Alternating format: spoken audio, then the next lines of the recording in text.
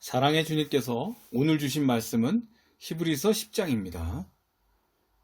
히브리서 10장의 19절부터 39절까지의 말씀입니다. 지난 시간에 이어서 히브리서 10장의 두 번째 시간이 되겠습니다.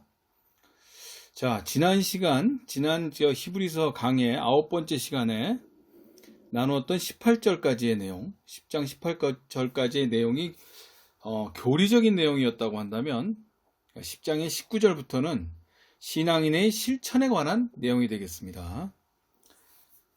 자, 지난 시간에 우리는 히브리서 기자가 계속해서 강조해왔던 것, 즉 그리스도께서 손수 제물이 되셔서 온전하고 영원한 제사로 인해 구원의 길을 열어주셨다고 말씀드렸었습니다.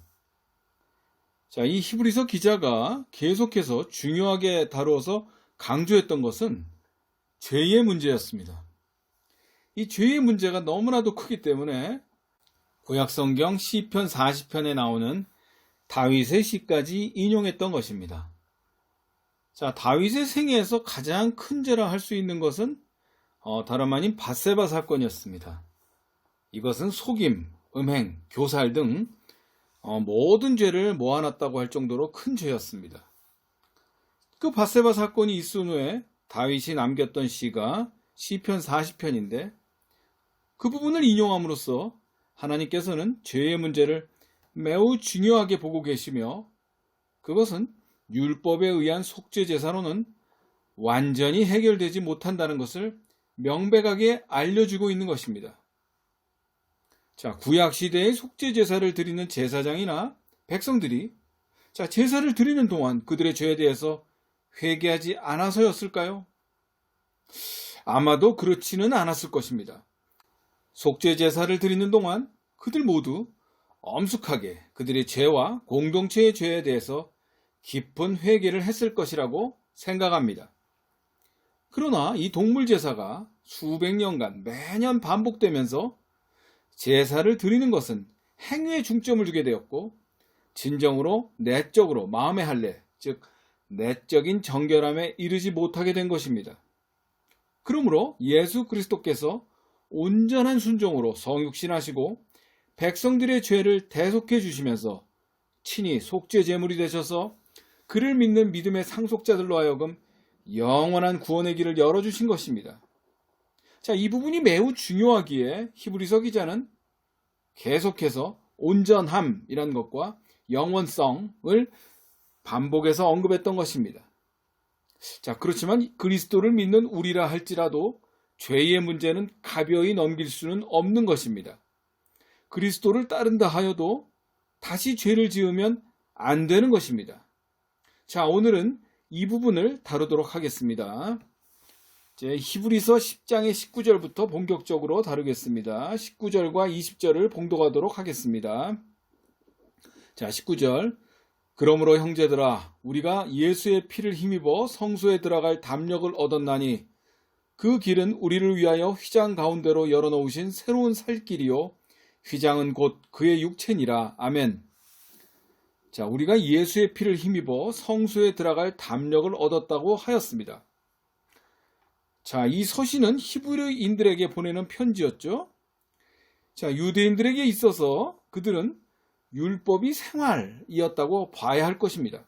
그러므로 성소는 레위지파 제사장들만 들어간다고 이미 그들 삶 속에서 배어있는 상태라고 봐야 하겠죠.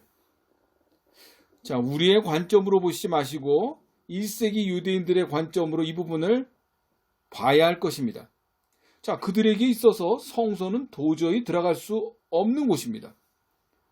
자, 레위지파 제사장만 들어갈 수 있는 출입이 허용되는 장소지요. 자, 그렇지만 우리가 예수의 피에 힘입어 성소로 들어갈 담력을 얻게 되었다는 것입니다. 그것도 담대히 들어갈 수 있는 것입니다. 그리스도를 믿는 믿음만 있다면 들어갈 수 있는 것이 되는 것이죠. 자, 그 길은 우리를 위하여 휘장 가운데로 열어놓으신 새로운 살 길이라 했습니다. 자, 율법에 의해 매번 드리는 속죄 제사로는 하나님을 기쁘시게 할 수 없습니다. 순종의 제사를 드리신 그리스도께서 열어놓으신 휘장 가운데가 우리의 새로운 살 길이고 구원의 길인 것입니다. 자, 그것은 그를 믿는 성도들이 멸망하지 않는 생명을 소유하게 되었음을 뜻하는 것이며, 새로운 삶의 방식이 예수 그리스도의 죽음을 통해 가능하게 되었음을 보여주는 것이기도 합니다.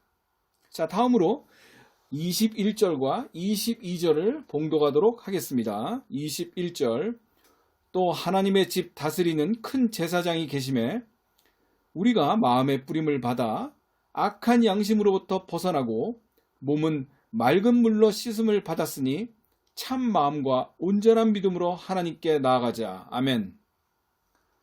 자, 하나님의 집을 다스리는 큰 제사장은 바로 우리 예수 그리스도이시며, 그는 하나님 보좌 우편에 앉으신 하늘 대제사장이신 것입니다. 22절에서 보면 마음의 뿌림을 받아 라고 나옵니다. 이것은 구약시대의 율법에 의한 속죄제사를 드릴 때 죄사함을 위해서 성소에 제물의 피를 뿌린 것과 대조가 됨을 알 수 있습니다. 자, 율법에 의한 속죄제사 때 피뿌림이 있었죠. 그 피뿌림은 죄사함이라 하였습니다. 여기서 근데 마음의 뿌림을 받는다는 게 나오죠. 마음의 뿌림을 받는다는 것은 예수 그리스도의 피로 인하여 옛 언약하에서 깨끗게 할 수 없었던 양심이 이제 온전히 깨끗게 되어서 하나님 앞에 자유롭게 나아갈 수 있게 되었다는 것을 뜻하는 것입니다. 자, 이것은 그리스도께서 하나님의 존전으로 나아가는 것은 그를 따르는 성도들이 하나님께 나아가는 것과 긴밀한 관계가 있습니다. 자, 그렇다면 이것은 만인 제사장설과 일치되는 대목인 것입니다. 자, 베드로전서 2장 5절을 보시겠습니다. 자, 개역개정 신약성경 379페이지입니다. 자, 봉독하겠습니다. 너희도 산돌같이 신령한 집으로 세워지고 예수 그리스도로 말미암아 하나님이 기쁘게 받으실 신령한 제사를 드릴 거룩한 제사장이 될지니라. 아멘. 자, 또 있죠. 요한계시록 1장 6절을 봉독하겠습니다. 개역개정 신약성경 399페이지입니다. 계시록 1장 6절. 그의 아버지 하나님을 위하여 우리를 나라와 제사장으로 삼으신 그에게 영광과 능력이 세세토록 있기를 원하노라. 아멘. 아멘. 이 외에도 요한계시록 20장 6절과 5장 10절에도 만인 제사장에 관련된 말씀들이 나옵니다. 자, 그런데 이 히브리서와 조금 다른 점은 베드로전서나 계시록은 만인 제사장에 관해서 명시적으로 나왔죠. 명시적으로 나온 반면 히브리서는 우회적으로 언급하고 있고 명시적으로 언급하고 있는 것은 없습니다. 자, 이것은 히브리서의 독자층을 우린 봐야 돼요. 그것은 아무래도 히브리서의 1차적인 독자들이 예루살렘에서 쫓겨난 제사장 그룹이어서 어려움이 있었을 것이라고 일부 학자들은 주장합니다. 자, 그리고 22절에 언급되는 것이 있죠. 맑은 물로 씻음을 받았으니 라고 합니다. 자, 이것은 그리스도의 피로 씻김을 받아 성취된 내적 정결함을 의미하는 것입니다. 그러므로 씻겨진 참마음과 온전해진 믿음으로 하나님께 나아갈 수 있게 된 것입니다. 자, 이제 23절부터 25절까지를 봉독하도록 하겠습니다.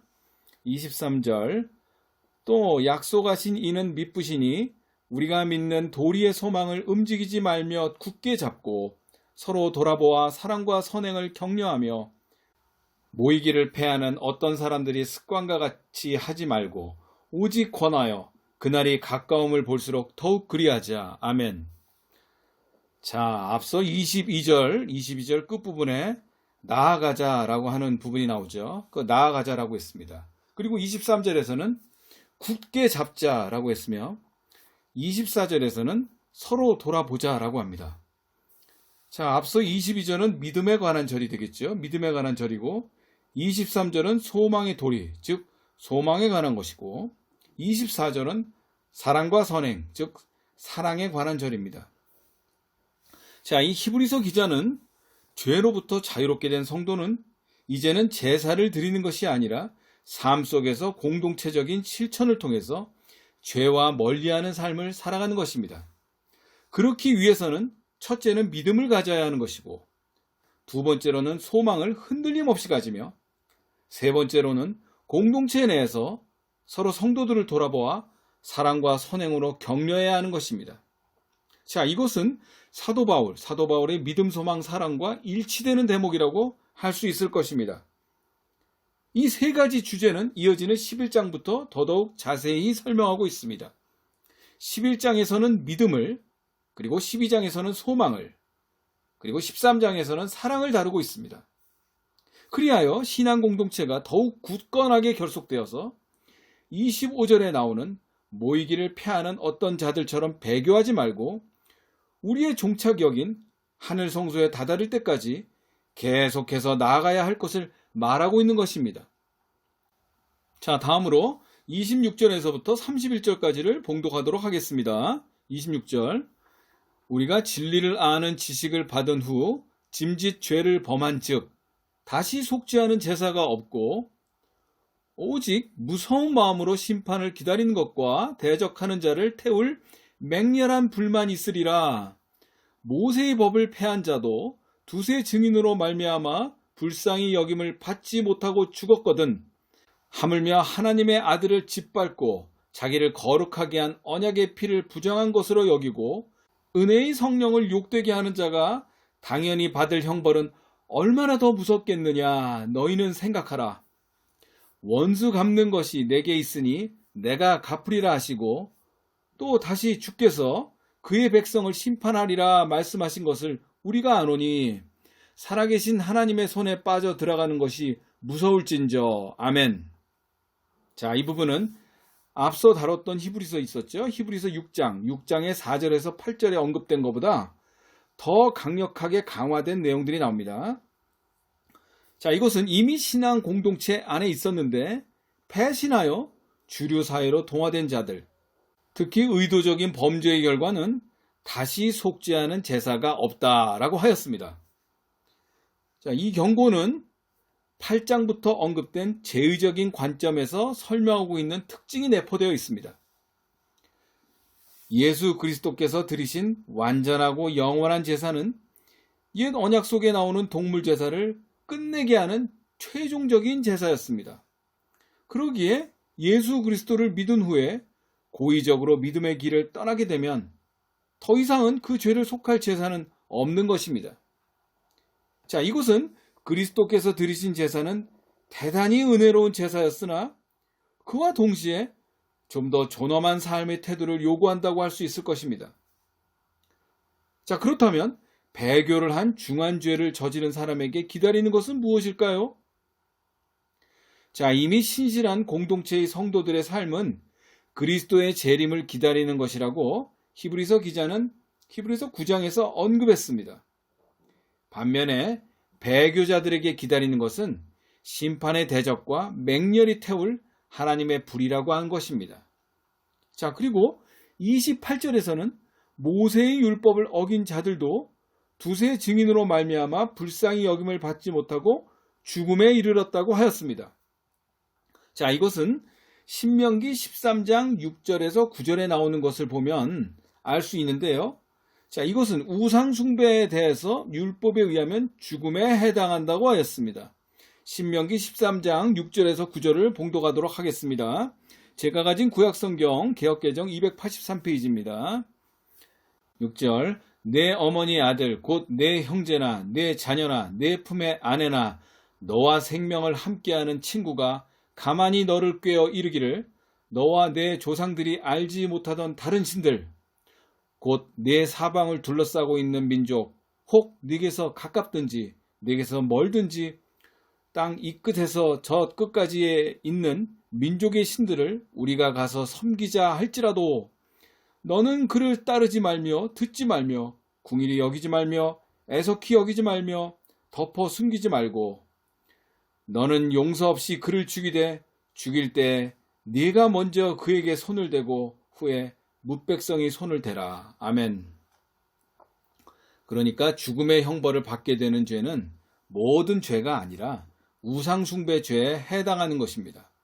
자, 그러므로 옛 언약의 율법을 어겨도 그와 같은 벌을 받았다면 새 언약의 복음에 대해서 배교하는 행위에 대해서는 결과가 어떻게 될 것인지에 대해서 생각해 보라고 히브리서 기자는 언급하고 있습니다. 자, 그가 당할 형벌은 율법을 어긴 죄보다 훨씬 클 것이며 중할 것이라고 말하고 있습니다. 하나님의 심판을 피할 수 없을 것이라는 것입니다. 자, 다음으로 32절에서 35절까지를 봉독하도록 하겠습니다. 32절. 전날에 너희가 빚을 받은 후에 고난의 큰 싸움을 견디어낸 것을 생각하라. 혹은 비방과 환난으로서 사람에게 구경거리가 되고 혹은 이런 형편에 있는 자들과 사귀는 자가 되었으니 너희가 갇힌 자를 동정하고 너희 소유를 빼앗기는 것도 기쁘게 당한 것은 더 낫고 영구한 소유가 있는 줄 알미라. 그러므로 너희 담대함을 버리지 말라. 이것이 큰 상을 얻게 하느니라. 아멘. 자, 32절에서 너희가 빛을 받은 후에 라고 하였습니다. 자, 그것은 그리스도를 알게 되어 믿음을 소유하게 된 상황이라 보면 되겠습니다. 증인 공동체가 되고 나니 고난이 생겼습니다. 자, 그것은 당연합니다. 자, 1세기 로마 사회는 가이사를 주라고 고백하지 않으면 상인 신분증이 나오지 않았습니다. 그러므로 당연히 경제활동에 제약이 있을 수밖에 없었고 이 경제적인 핍박은 고난 중에서도 가장 큰 싸움이었으며 그것을 견뎌낸 증인 공동체의 성도들을 위로하고 있는 것입니다. 32절도 마찬가지 내용입니다. 비방과 환난으로 사람에게 구경거리가 되었다고 하였습니다. 자, 당시 로마 사회에서는 그리스도인이라 하면 교회 공동체 내에서 서로 가족이라 해가지고 형제 자매라 부르죠. 이 부르는 것을 세상에서는 오해해서 부도덕한 집단이라고 했으며 그리고 그리스도 공동체에서 성찬 예식 때 포도주를 그리스도의 피라 함을 보고 세상에서는 흡혈 집단이라는 모욕까지 주었습니다. 자, 그러므로 1세기 그리스도를 따르는 공동체는 온갖 비방과 멸시가 함께 따라왔던 것입니다.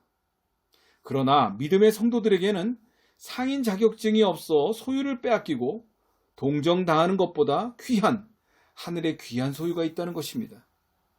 그러므로 하늘 성소로 달려갈 담대함을 가지라는 것입니다. 배교와 박해 속에서 믿음을 지키게 되면 하늘의 큰 상, 즉 구원이 예비되어 있다는 것입니다. 자, 이제 10장의 마지막 부분이 되는 36절부터 39절까지를 봉독하도록 하겠습니다. 36절. 너희에게 인내가 필요함은 너희가 하나님의 뜻을 행한 후에 약속하신 것을 받기 위함이라. 잠시 잠깐 후면 오실 이가 오시리니 지체하지 아니하시리라. 나의 의인은 믿음으로 말미암아 살리라. 또한 뒤로 물러가면 내 마음이 그를 기뻐하지 아니하리라 하셨느니라.